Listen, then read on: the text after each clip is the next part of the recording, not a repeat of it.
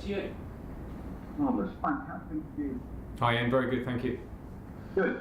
Look, you've got players coming back from all over. Is everyone back fit? I'm thinking particularly perhaps of Ben Chilwell, Edward Mendy and is everyone back well? Mendy won't be fit for the match tomorrow. We hope the injury's not too long.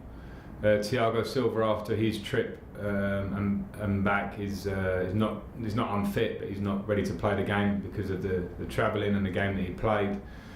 So he won't be in the squad. Ben Chilwell is in the squad, so he's got over some of the feeling he had, which took him out of the England squad around the injury that he has had for a while now. Christian Pulisic is in the squad and fit to play. Hakim Ziyech is in the squad, not fit to start but fit to participate some minutes, we hope. And I'm trying to think if I've missed anyone out there. You let me know if there's someone you want. Look, does that mean that Kepa will play in goal? I'll make that decision myself out of the goalkeepers for tomorrow. And as far as Hakim Ziyech is concerned, you want to give him some minutes. He's finally ready to make his debut. How excited are you at that prospect and seeing him on the pitch at the same time as Werner and Havertz? Yeah. I'm obviously, we brought Hakim here and it feels like a long time ago now, but he also has not played since the Dutch league finished during lockdown period. It's a long time and he's worked so hard. He's been fantastic in terms of his professionalism to get fit. And looks really good in training and it's match fitness. I've got a really open relationship with him to know where he's at and how I feel about it. So just game minutes is what we need now. But yes, of course, I'm excited to get him in and around it to bring what we brought him to the club for, which is, you know, the opportunity to create chances for us, to be the talented player that he is, that we saw at Ajax. And yeah, I look forward to seeing him play. It's the first opportunity we have to speak to since Abraham and Chilwell were at the gathering that they shouldn't have been at. I wonder what you make of that. And with the training ground now in an area facing increased restrictions because of COVID, have you reminded them and the rest of your players about adhering to the rules? Yeah, well, I mean, we've lived in this bubble, as we call it here, for quite a long time now, and we have to make sure we stay on point with that at the training ground. The players also have a responsibility, as do the public now, to follow the rules that we are being told, albeit they're not always massive clarity in them, but that's not an excuse for the lads. They made mistakes. I reminded them of their responsibilities, and from the conversation I had with them, they were say innocent mistakes, but they understood their mistakes, and we move on. And I hope and I expect that it won't happen again. Last one, please, Ian. It's been quite a week off the pitch. Big picture has started to come and gone. The EFL have rejected the Premier League's financial package from the city. There's been disagreements among those at the top of the FA and the EFL. There's calls for an independent body for football governance. In a way, is football at the top of the way it's run in a bit of a mess right now, and is an independent body perhaps the way forward? Well, I won't use the word mess, but I think if you look across society and you look what COVID's done to the world, we're all in, you know, difficult times. So I don't want to be too critical for that, because I think people are trying to find solutions all the time. With the actual football picture, I haven't paid enough attention to it and to give you details to know exactly how we move forward, because I've been concentrating on the Southampton game over this last week. I've read headlines without reading details, so I'd hate to comment too much on that.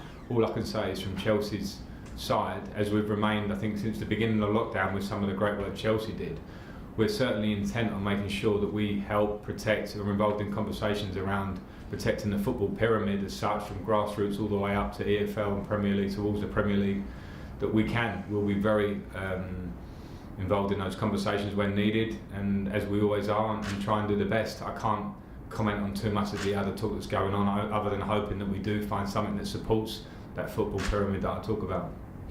John Southall, 5 Live. Hi, how are you?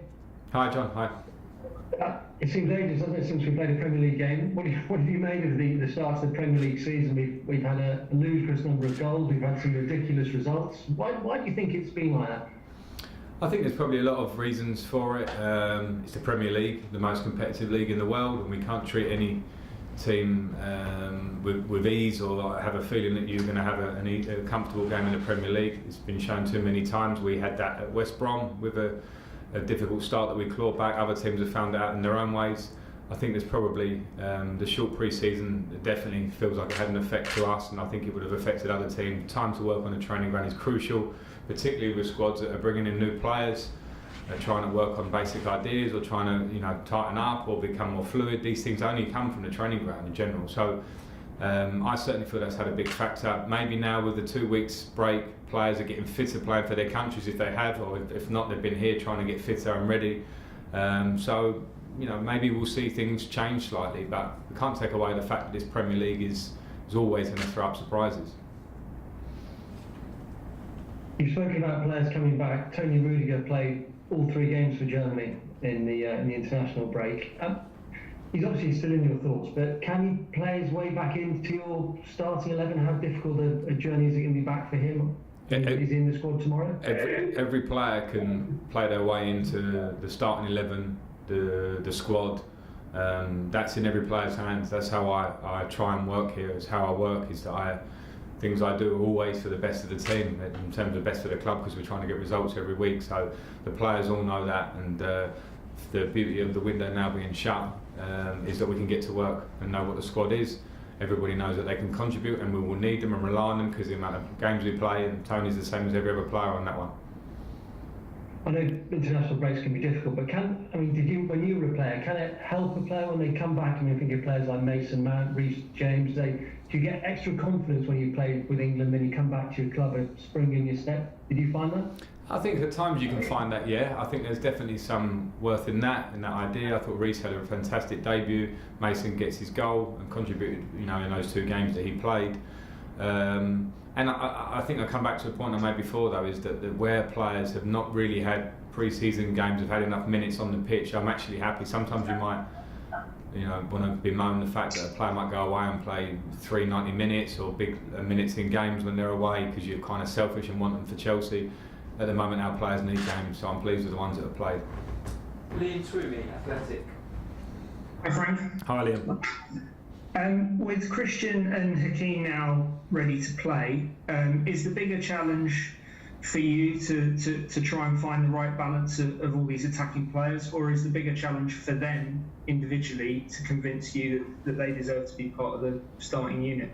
Well, I think any team that wants to compete at the top, towards the top of the league or Champions League, and play in the FA Cup and go through a season needs more than a one player per position. It needs to be competitive across the front area. We had it last year. We lost William, we lost Pedro, we lost Batshuayi. So we brought in players that brings us the same level of competition in terms of numbers, and I feel like the quality levels and some of the options we brought in, of course you bring them in because you want to improve. So it's up to the players, of course. It'll always remain up to them in terms of their performance, and at the same time it gives me nice problems in terms of we can hopefully be selecting players. We can use them through the season. We'll have options to come off the bench.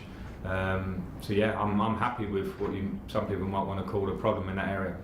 Okay, last question, Nick Pewell. Hi Frank, thanks for your time. Obviously, he's obviously going to need time to get to full sharpness and everything, but with the blend of him, Pulisic and the other guys in there, is that going to add an extra dimension, creativity and vision-wise, that we haven't seen yet? And obviously we haven't seen it for the obvious reasons of, you've talked about with no pre-season and injuries, etc.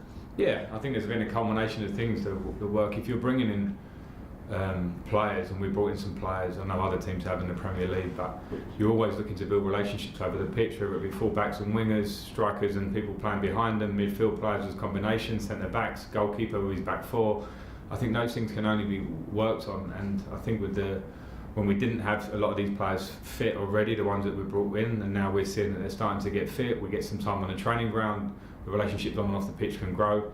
So I hope that we'll keep working. We've got a lot of work to do. We are not the end product. There are other teams that showed last year and the last 2 or 3 years how long it takes, the work that it takes to become top teams in the world, and we have to do it in our own way, and we're at pretty much the start of that journey in a lot of ways. So the work has begun, and it continues all the time to keep trying to improve. Okay, that's the end of the broadcast section. So we'll have